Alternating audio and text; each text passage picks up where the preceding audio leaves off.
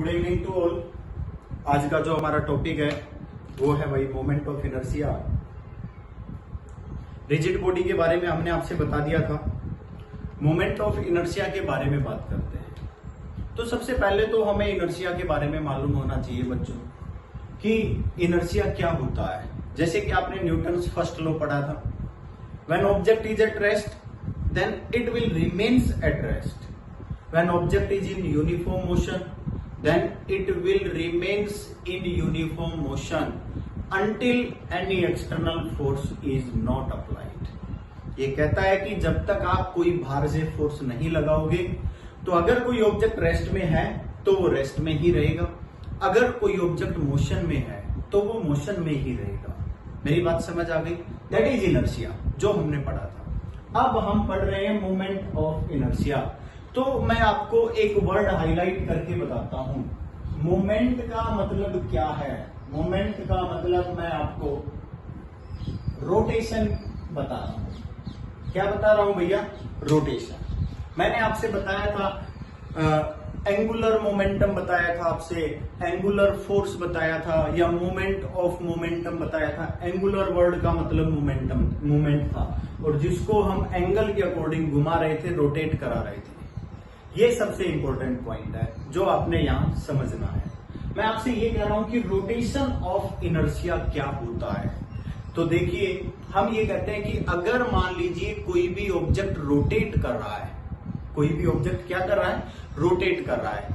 अगर कोई भी ऑब्जेक्ट रोटेशन के अंदर देखा जाए यूनिफॉर्म रोटेशन में है तो वो रोटेट ही करता रहेगा until any external torque is not applied, means rotating force is not applied, means वो यूनिफॉर्म रोटेशन में ही रहेगा, यूनिफॉर्म मोशन में ही रहेगा। ये मैं आपको इसका फिजिकल सिग्निफिकेंस बता रहा हूं। ये कहता है कि when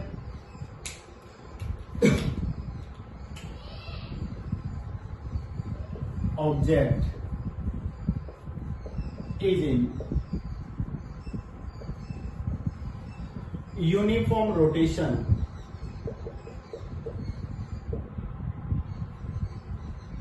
then it will remains in uniform rotation or rest then it will be at rest until any, मेरे को नहीं पता, आप जाओ, until any external torque is not applied।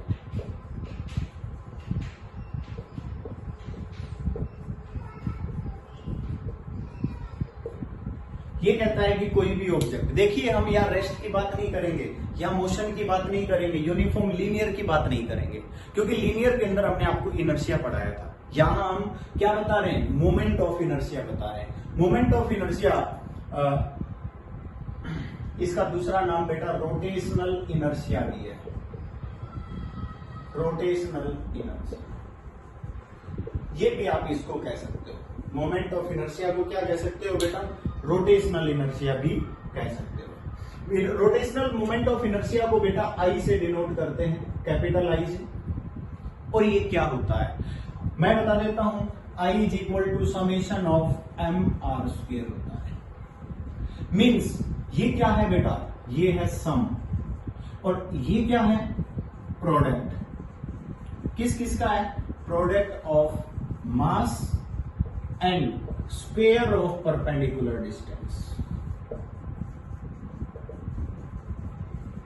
From axis of rotation. ये समझना है। मैंने आपको क्या बताया कि मैंने कहा मोमेंट ऑफ इनर्शिया की डेफिनेशन लिखनी है, तो मैं आपको यहां डेफिनेशन बता रहा हूं। क्या डेफिनेशन है? Moment of inertia it is defined as it is defined as the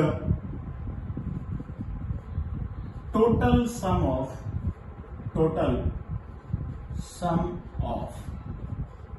और उसके बाद आपने ये लिख देना है sum of product of sum of. सबसे पहले ये क्या है, सम है, फिर किसका प्रोडक्ट है, मास और स्क्वायर ऑफ डिस्टेंस, और स्क्वायर ऑफ डिस्टेंस क्या है, square of perpendicular distance from axis of rotation. ये हमारे पास इसकी डेफिनेशन हो गई moment of inertia. For example, क्योंकि आपने इस पॉइंट को अच्छे से समझना है, मैंने कहा ये आपके पास कोई भी एक रिजिड बॉडी है, ये आपके पास क्या है, कोई भी एक रिजिड बॉडी है। मैंने ये कहा कि ये एक्सिस ऑफ रोटेशन है, ये एक्सिस ऑफ रोटेशन है। आप इसके अलावा घुमा रहे हो, मेरी बात समझ गए, क्योंकि अब हम रोटेशन की बात करेंगे बस, और किसी की बात नहीं करेंगे। हमने कह दिया ये जो हमारे पास है ये एक्सिस ऑफ रोटेशन है, एक्सिस ऑफ रोटेशन, क्लियर। ये हमारे पास क्या है, एक्सिस ऑफ रोटेशन है। अब मैंने ये कहा कि ये जो पार्टिकल है ना, ये बहुत सारे पॉइंट से मिलकर बना हुआ, बहुत सारे छोटे छोटे पार्टिकल से मिलकर बना हुआ है। ये हमारे पास कोई भी मान लीजिए रिजिड बॉडी है, आपने कह दिया कि ये क्या है, रिजिड बॉडी, ठीक है। अब ये n नंबर ऑफ पार्टिकल से मिलकर बनी हुई है। हमने कह दिया कि ये मास m1, hair m2, hair m3, hair m4, इस तरह से बहुत सारे पार्टिकल हैं, m5 u, बहुत सारे पार्टिकल यू हैं जिनसे मिलकर ये बॉडी बनी हुई है, इसको कह दिया mn। अब मैं ये कहता हूं कि जो ये पहला पार्टिकल है ना, जो एक्सिस ऑफ रोटेशन है, वहां से जो डिस्टेंस है वो r1 है, जो सेकंड पार्टिकल है r2, थर्ड पार्टिकल है r3, फोर्थ पार्टिकल है r4, फिफ्थ पार्टिकल है r5, इस तरह से rn। समझ आ गया होगा। मतलब आपने जो एक्सिस ऑफ रोटेशन है वहां से सीधी परपेंडिकुलर डिस्टेंस लेनी है, बस, और कुछ नहीं करना है। सिंपल, आपने केवल मास लेना है, और मास की जो भी ऑब्जेक्ट आपने लिया हुआ है उसकी perpendicular distance axis of rotation से लेनी है। मैं आपको ये बता रहा हूं, late m1, m2 up to mn number of mass of rigid body having position vector, या पोजीशन वेक्टर की जगह आप ये भी कह सकते हो, और perpendicular distance from axis of rotation,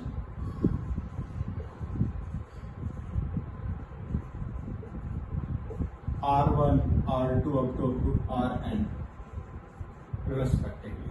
ये कहता है कि जो r1, r2, r2 up to rn जो है, ये एक्सिस ऑफ रोटेशन से परपेंडिकुलर डिस्टेंस है। Then moment of inertia, then moment of inertia, मैं सीधा यूं लिखूंगा MOI, moment of inertia, which is equal to पहला मास m1, परपेंडिकुलर डिस्टेंस क्या है भैया, r1 square, plus second mass m2, r2 square, plus third क्या है m3, r3 square, plus up to last क्या है mn, rn स्क्वायर। जब हम मोमेंट ऑफ इनर्शिया लिखेंगे तो क्या हो जाएगा, summation of mi ri square i is equal to 1 to n।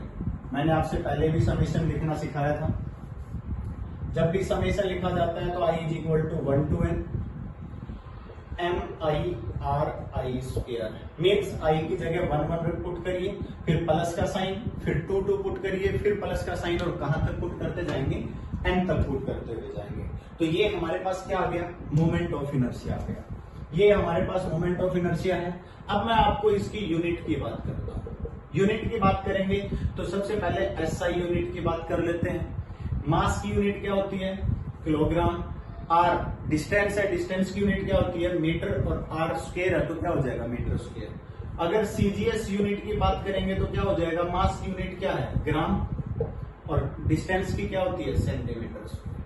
अगर आपसे कहा जाए डायमेंशनल फॉर्मूला बताइए तो क्या बताओगे भाई, मास का डायमेंशनल फॉर्मूला क्या लिखोगे, m1, डिस्टेंस का क्या लिखोगे, l, और डिस्टेंस की पावर 2 है तो क्या हो गया, L2T0। ये इसका डायमेंशनल फॉर्मूला हो गया। तो ये सब छोटे छोटे पॉइंट्स हैं जो आपने याद भी रखने हैं, छोटे छोटे पॉइंट है जो आप याद रखोगे कि मोमेंट ऑफ इनर्शिया की डेफिनेशन क्या होती है, मोमेंट ऑफ इनर्शिया का फॉर्मूला क्या होता है, मोमेंट ऑफ इनर्शिया फिजिकल जो आप अपने माइंड में जो समझ सकते हो तो वो क्या समझोगे, सीधा सा मतलब है मोमेंट ऑफ इनर्शिया। जो आपने इनर्शिया पढ़ा था कि जब तक आप कोई एक्सटर्नल फोर्स नहीं लगाओगे ऑब्जेक्ट मोशन में नहीं होगा, ऑब्जेक्ट का अगर मोशन में है तो वो रेस्ट में नहीं आएगा या उसकी वेलोसिटी चेंज नहीं होगी। सेम बात है, यहाँ रोटेशन की बात चल रही है। अगर कोई ऑब्जेक्ट रोटेट कर रहा है, जब तक इस पर कोई एक्सटर्नल फोर्स नहीं लगेगा, जब तक ये रोटेट करता रहेगा, जितनी स्पीड से घूम रहा है उतनी स्पीड से ही घूमेगा। अगर आपने इस पर टॉर्क एक्सटेंड कर दिया, जिस डायरेक्शन में घूम रहा है उसी डायरेक्शन में घुमा दिया तो और तेजी से घूम जाएगा। अगर आपने इसको ब्लॉक कर दिया तो ब्रेक लग जाएंगे, रुक जाएगा। सिंपल सा मतलब यही है। जैसे गाड़ी का पहिया घूम रहा है, रोटेट कर रहा है, और इसी तरह से और काफी सारे एग्जांपल्स लेंगे। तो सबसे पहले आप इसकी एक स्नैप ले लीजिए, फिर आगे पढ़ते हैं।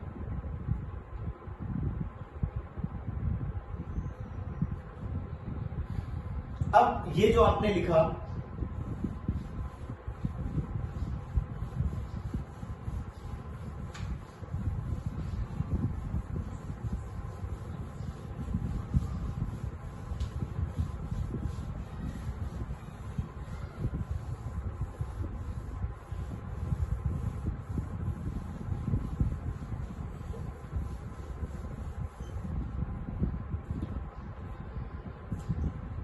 एक मैं आपको बताता हूं फैक्टर्स ऑन विच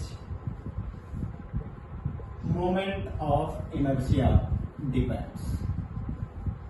ये बहुत जरूरी पॉइंट है जो आपको मालूम होना चाहिए। सबसे पहला पॉइंट मैं आपको एक बात बताता हूं भाई, इनर्शिया का फॉर्मूला क्या था भाई, I is equal to summation of M R square. सबसे पहला पॉइंट। तो मैं आपको ये बता रहा हूं कि मास ऑफ बॉडी किस पर डिपेंड करता है भैया, मास ऑफ बॉडी पर डिपेंड करता है। सबसे पहला पॉइंट तो यही है कि जो मोमेंट ऑफ इनर्शिया है वो मास ऑफ बॉडी पर डिपेंड करेगा।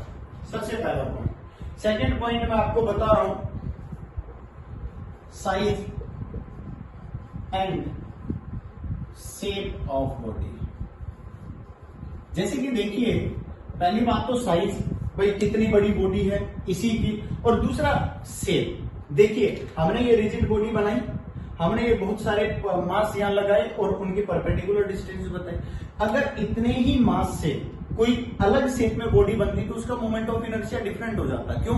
क्योंकि उनमें R1, R2, R3, R4 ये सब क्या डिफरेंट हो जाते हैं। जैसे कि आपने ये पार्टिकल यहां से उठाया, यहां जोड़ दिया, तो यहां से अगर आपने देखा तो परपेंडिकुलर डिस्टेंस डिफरेंट है, और अगर ये यहां जुड़ा होता तो डिफरेंट हो जाती, तो भी मोमेंट ऑफ इनर्शिया चेंज हो जाता। तो दूसरा पॉइंट हमने क्या लिखा भैया, साइज एंड मास ऑफ, ये size and shape of the body.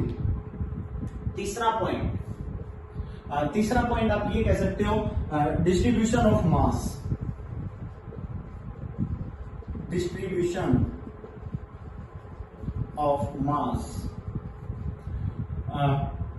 distribute along axis of rotation. Axis of rotation, जो एक्सिस ऑफ रोटेशन है ना, उससे जो डिस्ट्रीब्यूशन ऑफ मास है वो अगर अलग अलग, जैसे किसी मास को उठाकर कहीं रख दिया, किसी को कहीं रख दिया, तो जो डिस्ट्रीब्यूशन है उसकी वजह से भी क्या होगा, ये चेंज हो जाएगा। और जो लास्ट पॉइंट मैं आपको एक और पॉइंट बता देना चाहता हूं कि इसके अंदर अगर हम लास्ट पॉइंट ले लें तो अगर मैं एक्सिस को ही बदल दूं, मान लीजिए मैं ये कहता हूं कि यहां के बजाय यहां पर हम ओरिएंटेशन कराएंगे, हम इसके अलोंग रोटेट कराएंगे, तो भी क्या होगा, मोमेंट ऑफ इनर्शिया बदल जाएगा। मैं क्या कहता हूं कि अगर मान लीजिए मैं यहां से रोटेट कराता हूं तो भी क्या होगा, मोमेंट ऑफ इनर्शिया बदल जाएगा। फॉर एग्जाम्पल, जैसे कि मान लीजिए मैंने ये कहा कि ये हमारे पास एक बोर्ड है, ठीक है, मैं इसको बीच में से यूं करके फिर रोटेट कराता हूं, ठीक है, यूं फिंगर पे ऐसे रोटेट करा देते हैं, घुमाते रहते हैं। मैं कहता हूं कि इसको यहां से रोटेट कराओ, तो क्या होगा, मोमेंट ऑफ इनर्शिया बदल गया, क्योंकि यहां से रोटेट कराने में सभी का मास और उनकी जो पोजीशन वेक्टर है R वो बदल जाता है। मतलब जो लास्ट पॉइंट मैं आपको बता देना चाहता हूं कि वो ये है, position and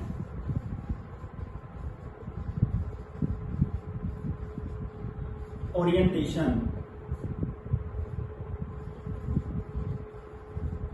from axis of rotation. ये पॉइंट भी आपने याद रखना। जो एक्सिस ऑफ रोटेशन है वहां से पोजीशन और जो ओरिएंटेशन है उस पॉइंट को भी अगर आप बदल देते हो तो भी क्या होगा, चेंज हो जाएगा मोमेंट ऑफ इनर्शिया। इन्हीं पॉइंट्स पर डिपेंड करता है। कुछ फिजिकल सिग्निफिकेंस की बात करते हैं तो फॉर एग्जांपल जैसे कि मोमेंट ऑफ इनर्शिया में बात करते हैं कि आपने एक साइकिल की रिम देखी होगी, ज्यादातर मास को बाहर की तरफ लगा दिया जाता है ना, और फिर उस मास को स्पोक्स की हेल्प से जोड़ दिया जाता है। अगर हम पूरा सिस्टम देखें, पूरी रिम देखें, बीच में स्पोक्स लगी हुई है, तिल्लियां ताड़ियां लगी हुई है, बाहर क्या देख रहे हैं, ज्यादातर मास जो है, जो उसका मास है वो आउटर रिंग पर भेजा गया है। मतलब अगर हम देखें पोजीशन वेक्टर आर इंक्रीज किया हुआ है क्योंकि ज्यादातर मास कहाँ है, बाहर है। आपने देखा होगा कि जैसे कि मान लीजिए कोई भी रिम है, ये एक्सल है, ठीक है, स्पोक्स की हेल्प से यूं कनेक्ट किया गया है इसको। मेरी बात समझ रहे हो? हम क्या कर रहे हैं, अगर हम इस रिम को देखें तो इस रिम का ज्यादातर मास कहाँ है, आउटसाइड में। हम देखेंगे कि भाई पार्टिकल यहां जुड़े हुए हैं ज्यादातर, ये बीच में तो जगह खाली है क्योंकि स्पोक्स है, बीच में हवा है, खाली है। अगर हम कंप्लीट एक्सिस यहां से रोटेट कर रहे हैं, ये एक्सल है, यहां से रोटेट कर रहा है, तो हम क्या कहेंगे, आर ज्यादा से ज्यादा इंक्रीज किया, मींस इनर्शिया को क्या किया गया, इंक्रीज किया गया। क्यों इंक्रीज किया गया, ये रीजन है कि जब आप साइकिल चला रहे हो और आपने पेडल जो चलाना है वो बंद कर दिया, फिर भी साइकिल बहुत तेज चले, क्योंकि जो बाहर से एक्सटर्नल फोर्स लगेगा वो क्या लगेगा, कम लगेगा। हम क्या चाहते हैं कि वो इनर्शिया उसको बहुत आगे तक लेकर जाए। अगर इनर्शिया कम हुआ तो वो बहुत जल्दी से रुक जाएगी। मेरी बात समझ रहे हो कि नहीं? तो ये सब एग्जांपल्स हैं, और बहुत सारे एग्जांपल्स हैं कि भाई गाड़ियों के जो टायर होते हैं उनका भी इनर्शिया चेक किया जाता है। मेरी बात समझ गए कि नहीं? क्योंकि रोटेशन का काम कहाँ है, मशीन के अंदर है। मेरी बात समझ गए? तो ये हमने आपको मोमेंट ऑफ इनर्शिया के फिजिकल सिग्निफिकेंस के बारे में बताया। आप इसको पढ़ के देखेंगे, उसके बाद हम आगे करते हैं। उसके बाद देखिए अगला जो पॉइंट है, हम रोटेशनल काइनेटिक एनर्जी और मोमेंट ऑफ इनर्शिया पढ़ लेते हैं। देखिए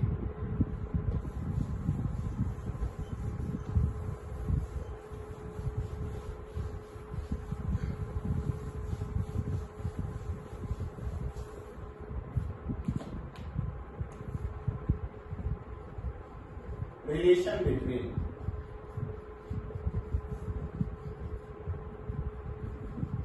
rotational kinetic energy and moment of inertia।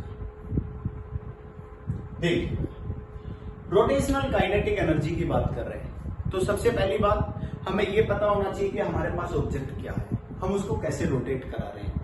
देखिए ध्यान से, जैसे कि मान लीजिए हम एक रिजिड बॉडी ले लेते हैं, इस तरह की कोई भी बॉडी ले लेते हैं। हमने कह दिया कि ये इसका एक्सिस ऑफ रोटेशन, यहां ये ओमेगा एंगुलर वेलोसिटी से घूम रहा है। हमने कह दिया कि ये क्या है, एक्सिस ऑफ रोटेशन। ठीक है भाई, ये क्या है, एक्सिस ऑफ रोटेशन। अब देखिए ध्यान से, मैंने क्या किया, मैंने ये कहा कि इसमें बहुत सारे पार्टिकल हैं इस तरह से, जैसे कि मैंने पहले बताए थे यूनी। ठीक है, मैंने क्या कहा कि भाई मान लीजिए ये पहला पार्टिकल है, पहला पार्टिकल m1 और परपेंडिकुलर डिस्टेंस r। अब ये दूसरा पार्टिकल है m2 r2, ये थर्ड पार्टिकल है r3 m3, ये NH पार्टिकल है यहां से, ये Rn और ये मास m है। ध्यान से देखना है, समझना है क्या है। मैंने क्या किया, इसको रोटेट कराया। जब ये रोटेट कर रहा है तो मैं क्या कहूंगा, भाई इसकी एंगुलर वेलोसिटी है, इसकी भी वेलोसिटी है, इसकी भी वेलोसिटी है, इसकी भी वेलोसिटी है, ये पार्टिकल भी यूं घूम रहा है, ये पार्टिकल भी यहां जाएगा। मतलब ये अगर पूरा का पूरा यूं घूमेगा, एक पार्टिकल इधर, दूसरा इधर, तीसरा इधर, ऐसे जाएगा कि नहीं जाएगा। आपने कह दिया कि इनकी velocity v1, v2, v3 respectively v है, इस तरह से है पार्टिकल। समझ आ गया? हम क्या कहेंगे, a rigid body having n number of particles, mass m1, m2, m3 up to mn। having different velocities. अब आपके दिमाग में एक पॉइंट आ रहा है, v1, v2 up to vn respectively. अब आप ये सोच रहे हैं कि भाई वो घूम तो एक ही रहा है ना। जैसे कि मैं मान लीजिए ये कहता हूं, ये है, मैंने इसको घुमाया, तो आपके दिमाग में ये आ रहा है कि हर एक पार्टिकल तो सेम वेलोसिटी से घूमेगा। मैं ये कह रहा हूं कि सेम एंगुलर वेलोसिटी से घूमेगा, सेम वेलोसिटी से नहीं घूमेगा। क्योंकि आप एक एग्जांपल लीजिए, मैं ये देख रहा हूं कि फैन घूम रहा है, ठीक है। आप एक ऑब्जेक्ट को फैन के एक्सल के साथ बांध दो और एक को जो उसकी पंखुड़ियां हैं बिल्कुल लास्ट में बांध दो, स्पीड किसकी ज्यादा होगी आप खुद अंदाजा लगा लेंगे। मतलब मैं ये कहना चाहता हूं कि अगर मेरा एक्सल यहां है तो इसकी वेलोसिटी कम मिलेगी, जो बाहर होगा उसकी वेलोसिटी ज्यादा मिलेगी। इसलिए मैंने क्या बोला कि हमने इसको डिफरेंट वेलोसिटी से बता दिया, क्योंकि आपको पता है आर जितना ज्यादा होगा उसकी वेलोसिटी उतनी ज्यादा होगी। ये जो एक्सल के पास है उसकी तो वेलोसिटी मिलेगी भी नहीं, क्योंकि वहां तो आर है ही नहीं। मेरी बात समझ गए? हमने पढ़ा हुआ है we know, v is equal to क्या होता है आर ओमेगा। आपको पता है आर जितना ज्यादा होगा वेलोसिटी उतनी ही बढ़ जाएगी। ओमेगा सबका सेम है, ये बात मैं मान सकता हूं, ओमेगा सबका सेम है। क्या कहा मैंने? हम ये कहते हैं then kinetic energy is equal to, हम क्या कह देंगे, half M V one square plus 1/2 m2 v2 square plus up to क्या लिख देंगे 1/2 mn vn स्क्वेयर। हर पार्टिकल की वेलोसिटी डिफरेंट है। हमने तो काइनेटिक एनर्जी निकालनी है। ये किसकी है? फर्स्ट पार्टिकल की। ये किसकी है भैया? सेकंड पार्टिकल की। और ये किसकी वेलोसिटी है? nth पार्टिकल की। आपने बस सिंपल सा समझना है, ठीक है ना। हमने कहा रिजिड बॉडी कितने पार्टिकल से मिलकर बनी है? n पार्टिकल से मिलकर बनी हुई है। हमने ये कहा, तो यहां से देखेंगे अगर ये फॉर्मूला लगाता हूं तो बेटा v1 इज इक्वल टू क्या हो जाएगा r1 omega, v2 is equal to क्या हो जाएगा r2 ओमेगा, और इसी तरह से vn इज इक्वल टू क्या हो जाएगा rn ओमेगा। हो जाएगा। हमने डॉट डॉट लगाकर लिख दिया, तो kinetic energy is equal to क्या आ जाएगी 1/2 m1। r1 ओमेगा करेंगे तो r1 square omega square plus 1/2 m2। v2 की वैल्यू पुट करेंगे तो क्या हो जाएगा r2 square omega square plus up to 1/2 mn। vn की वैल्यू पुट करेंगे तो rm स्क्वायर ओमेगा स्क्वायर। देखिए ध्यान से, शायद अगर हम देखें तो 1/2 ओमेगा स्क्वायर कॉमन आ रहा है। हमने यहां कॉमन लिया, kinetic energy is equal to 1/2 omega square. क्या आ गया यहां से m1 r1 square plus m2 r2 square plus up to mn rn square. ये क्या था हमारे पास? Moment of inertia mr square. हमने क्या कहा था? Kinetic energy is equal to 1/2 omega square. मतलब आप ये कह सकते हो rotational kinetic energy is equal to I omega square, 1/2 into I omega square. मैं आपको सिंपल कंपेयर करके दिखाता हूं बस। मैंने लीनियर के अंदर काइनेटिक एनर्जी क्या ली थी? लीनियर मोशन, लीनियर मोशन के अंदर काइनेटिक एनर्जी हमारे पास थी 1/2 mv स्क्वायर। और शायद अगर आप यहां ध्यान से देखो, एंगुलर मोशन के अंदर, angular motion kinetic energy is equal to 1/2 I omega square. क्या आप इन दोनों को कंपेयर कर सकते हैं? इनर्शिया के अंदर इनर्शियल मास होता है, इनर्शिया के अंदर, लीनियर के अंदर जो इनर्शिया लिया जाता है वो मास होता है। रोटेशन के अंदर मोमेंट ऑफ इनर्शिया होता है। लीनियर के अंदर लीनियर वेलोसिटी v होती है, एंगुलर के अंदर एंगुलर वेलोसिटी ओमेगा होती है। कोई डिफरेंस नहीं है, कंपेयर कर सकते हो।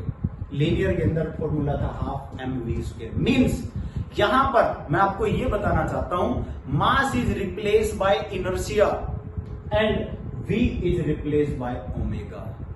वहां जो मोमेंट, वहां इनर्शिया था वो मास था, यहां मोमेंट ऑफ इनर्शिया है, आई है, क्योंकि आपने वहां कहा था when object is at rest, मतलब जिसका मास जितना है वो रेस्ट में है तो रेस्ट में रहेगा, मोशन में है तो मोशन में रहेगा, यूनिफॉर्म मोशन में रहेगा, जो मास के ऊपर डिपेंड था कि ये हैवी है, ये लाइट वेट है, इस तरह से ये लाइट है, ये हैवी है, समझ गए। तो वहां किसका रोल था, मास का, यहां किसका रोल है, मोमेंट ऑफ इनर्शिया का रोल है।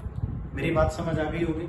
तो ये हमारे पास इन दोनों के बीच में रिलेशन था, नोट कर लीजिए।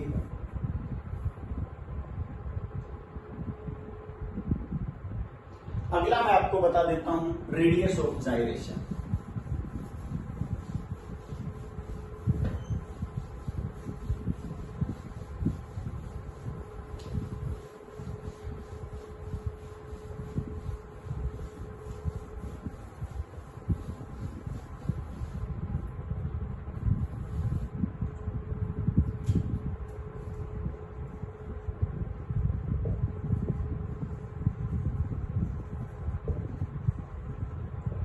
इसको स्मॉल के से लिखते हैं। क्या होता है रेडियस ऑफ जाइरेशन, इसके बारे में समझना बहुत जरूरी है, ठीक है भाई। तो रेडियस ऑफ जाइरेशन, जैसे कि मान लीजिए हम बार बार क्या पढ़ रहे हैं कि हमारे पास एन नंबर ऑफ पार्टिकल्स हैं रिजिड बॉडी के अंदर। जैसे कि आप कोई भी एक बॉडी ले लेते हो, इसके अंदर बहुत सारे पार्टिकल ले लिए, ये आपने कहा कि ये एक्सिस ऑफ रोटेशन है, मान लीजिए। क्या कहा आपने इसको, एक्सिस ऑफ रोटेशन। ध्यान से समझना है। आपने कहा ये M1 पार्टिकल है, परपेंडिकुलर डिस्टेंस है R1, ये M2 पार्टिकल है, परपेंडिकुलर डिस्टेंस है R2, ये M3 पार्टिकल है, परपेंडिकुलर डिस्टेंस R3। इस तरह से आपने n नंबर ऑफ पार्टिकल ले लिए, परपेंडिकुलर डिस्टेंस R है, ये सब आपने बता दिया। अब ये कहता है कि क्या हम कोई ऐसा मास ले सकते हैं, ऐसा पॉइंट ले सकते हैं जहां से हम इसकी डायरेक्ट वैल्यू, मैं कहता हूं कि अगर यहां से मोमेंट ऑफ इनर्शिया निकालोगे, I इज इक्वल टू क्या कहोगे, M1 R1 square plus M2 R2 square, ये आप बताओगे, plus M3 R3 square plus up to क्या लिखोगे, MN RN स्क्वायर।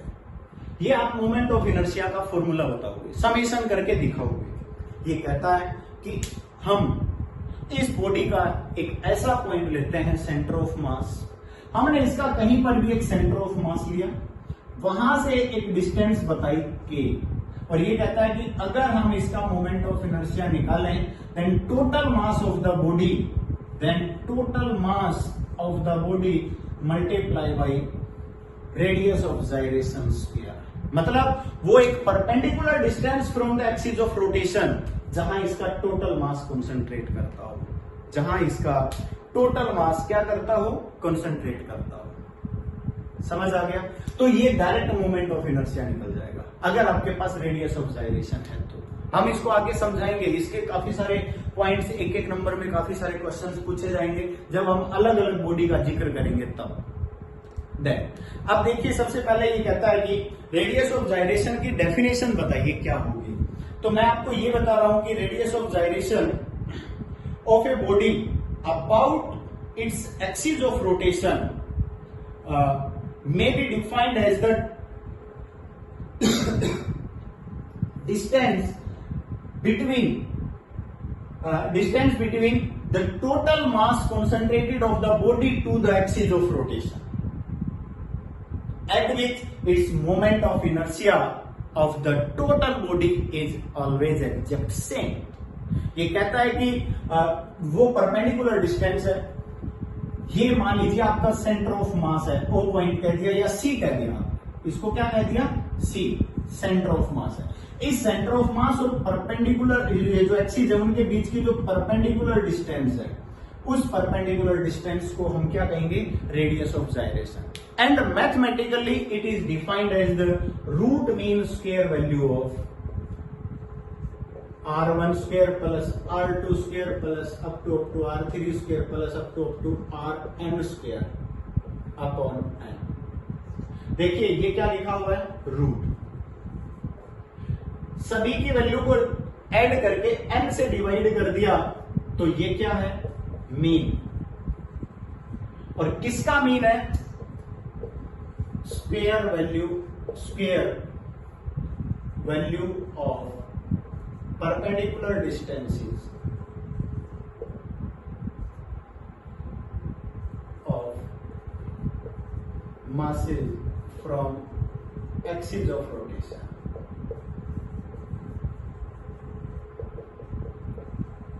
समझ आ गया होगा। देखिए ये क्या है, अंडर रूट है, तो सबसे पहले क्या लिखा, रूट मीन, फिर क्या है, किसका मीन है, R1 square, R2 square, R square का मतलब जैसे कि किसका मीन है, square value of perpendicular distances, क्योंकि R1 क्या है, परपेंडिकुलर डिस्टेंस, R2 क्या है, परपेंडिकुलर डिस्टेंस, इनका स्क्वेयर किया हुआ है, तो क्या बोला, square value of perpendicular distance of masses from axis of rotation. ये भी बताना है कि किस परपेंडिकुलर डिस्टेंस का, और परपेंडिकुलर जैसे R1 की बात करें तो मास और परपेंडिकुलर डिस्टेंस, R2 की बात करें तो M2 मास और एक्सिस ऑफ रोटेशन, तो हमने यही लिखा mass from axis of rotation.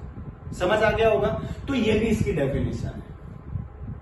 फिर दोबारा से रिपीट कर देता हूं, radius of gyration may be defined as the distance, may be defined as the perpendicular distance from the what center of mass concentrated of a body to the axis of rotation, and mathematically it is defined as the root mean square value of perpendicular distance of the masses from the axis of rotation। दोनों definition आपकी book में लिखी हुई है, आपने यहां समझ ली है, डेफिनेशन आप लिख लेंगे। अब मैं आपको फाइंड आउट करके दिखाता हूं कि हम इसको फाइंड आउट कैसे करेंगे। सबसे पहली बात मैंने ये कहा कि मान लीजिए ये हमारे पास जितने भी पार्टिकल्स हैं, if all particles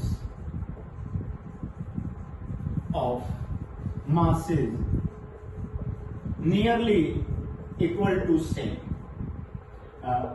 masses are nearly equal, that is m1 is equal to m2 is equal to up to is equal to mn is equal to mc। छोटे बड़े पार्टिकल की बात नहीं कर रहा हूं, मैं कह रहा हूं कि लगभग सभी पार्टिकल क्या है, सेम है, सभी का मास सेम है, देन मोमेंट ऑफ इनर्शिया क्या हो जाएगा, mr1 square plus mr2 square plus mr3 square plus up to क्या हो जाएगा, mrn स्क्वायर। पॉइंट क्लियर हो गया। हमने क्या कहा, moment of inertia is equal to m common आ गया, r1 square plus r2 square plus up to क्या हो जाएगा, rn स्क्वायर। यहां तक क्लियर है। मैंने क्या किया, इस वैल्यू को n से मल्टीप्लाई और n से डिवाइड किया, इस वैल्यू को किससे मल्टीप्लाई किया, n से मल्टीप्लाई और n से डिवाइड। मेरे हिसाब से कोई फर्क नहीं पड़ना चाहिए, r1 square plus r2 square plus up to rn square. ये मोमेंट ऑफ इनर्शिया है। अब इस इक्वेशन को मैं इधर लिख रहा हूं, देखिए we know capital M is equal to small m multiply by n। ये क्या है, mass of one particle, clear है। ये क्या है, नंबर ऑफ पार्टिकल्स, मैंने कहा था नंबर ऑफ पार्टिकल्स है, पहले भी बताया था। ये क्या है, टोटल मास ऑफ बॉडी, जो रिजिड बॉडी है मैंने कहा n पार्टिकल से मिलकर बनी, और एक पार्टिकल का मास 1 ग्राम है तो 1 मल्टीप्लाई बाई n, अगर एक पार्टिकल का मास 2 ग्राम है तो 2 मल्टीप्लाई बाई n। सिंपल सा फॉर्मूला होना चाहिए। तो मैंने क्या कहा, ये हमारे पास टोटल मास हो गया, तो मैंने क्या कहा, I is equal to total mass multiply by क्या हो गया, r1 square plus r2 square plus up to rn square upon n। बेटा मैंने अभी आपसे बताया था कि अगर ये वोल बॉडी है और इसका टोटल मास सी पॉइंट पर कंसंट्रेट कर रहा है, किस पर कंसंट्रेट कर रहा है, सी पर। मैं देख रहा हूं बोर्ड आ रहा है कि नहीं, वीडियो में आ रहा है, एक बार इसकी स्नैप ले लीजिए बस, फिर आते हैं। मैंने ये कहा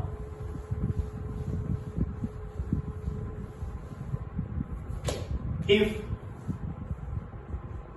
total mass of body concentrated at point